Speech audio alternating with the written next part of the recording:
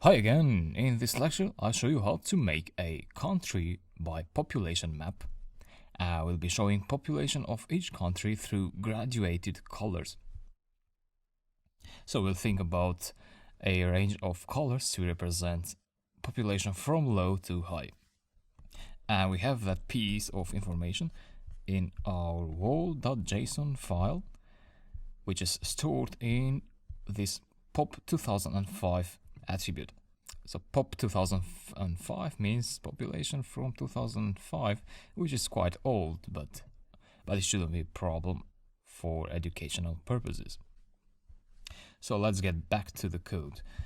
And the way to change the color of those polygons, because by default we have this green color, and there's also transparency on the polygons. You can see the base map on the background. And so to change that, you need to access the style function argument. But I have messed something here from the previous lecture, which could cause some problems later. This doesn't have to be in round brackets, so delete that. And one here as well. So we have 1, 2, 3 open brackets and 3 closing brackets. Now it should be fine. So we need to add another argument to GeoJSON. This is the first argument, so data is the first argument, which ends in here. So add there another style function argument, and you can actually break the line in here. You are free to break lines in Python when the expression is inside brackets, round brackets, square or curly brackets. So in this case, this expression is inside brackets, so we are able to break it. And it's good to break it at the comma. So style function equals to. Now this expects a lambda function.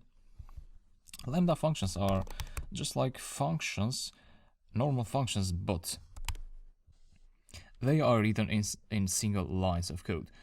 For instance, let's say L equals to lambda. This is a lambda function, x in power of 2. Oh, sorry, I had a typo there. Not lambda, but lambda. Okay, another typo. All right. So L is a function here, just like you'd have a normal function, and then you can call L. You can pass a value like 5, and that will return 5 in power of 2. So as you can see, you can write the function in one single line, and this can also be useful in other cases like this one in here that you'll see in just a bit. So lambda x. This also allows you to write anonymous functions. So this function now, it doesn't have a name. Like here, I assigned a name to this function because I needed to call it later. But this one here, we don't need to call it later, so you don't need to give a name. So here, the syntax would be correct if I do just like that. So let's go ahead and do this. Fill color with a capital C, lowercase f, uppercase C, and that should be in quotes. Let's say yellow. Now if you want, you can leave it like that. So save the script.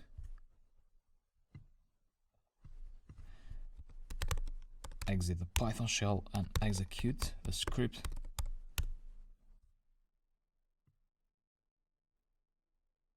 The execution went fine. Let me check the map, reload.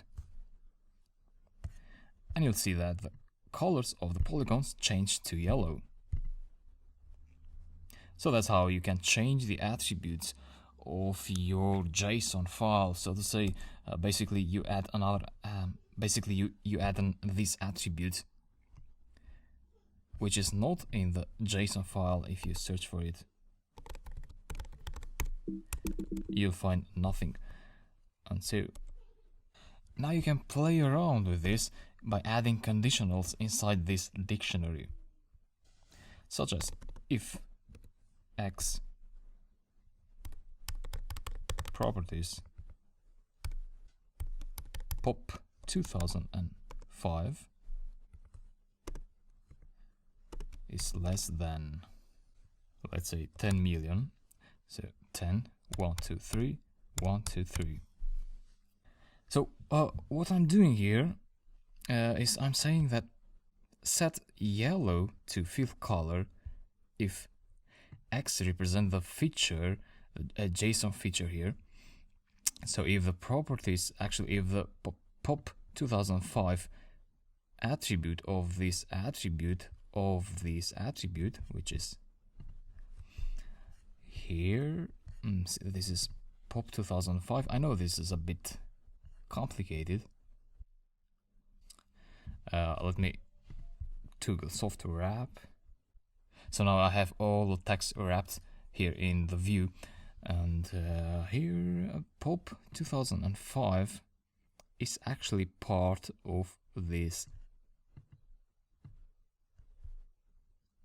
dictionary up to here.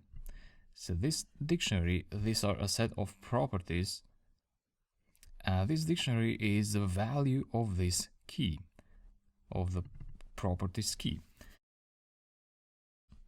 So what that means is that, we are accessing the value of the properties key using this syntax, which is known in Python. Meanwhile, x properties, what that is x here represents features. So you are accessing properties from features.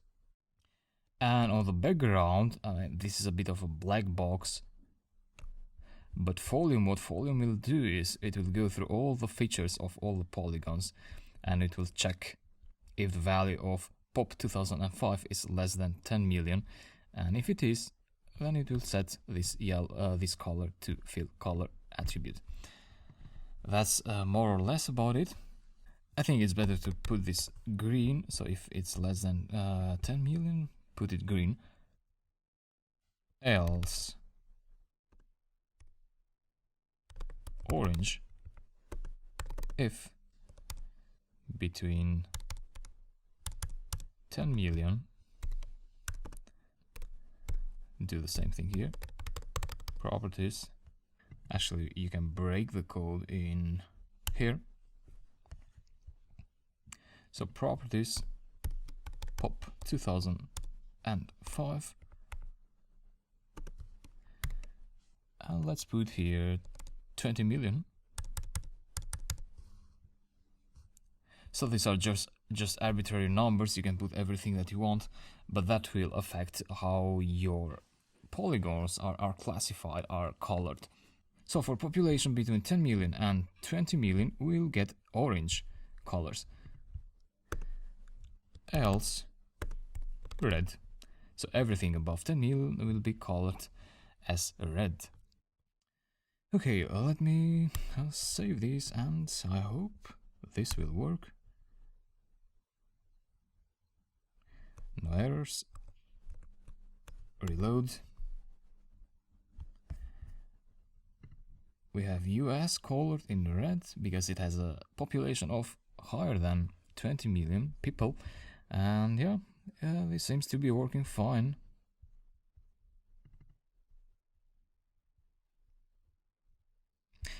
Portugal has a population of around 12 or 15 million people, I'm not sure. So it's in the middle range of our classification algorithm. And yeah, that's more or less about it. And if you like, you can ask questions, and I'll be happy to help you, and I'll talk to you later. Thanks.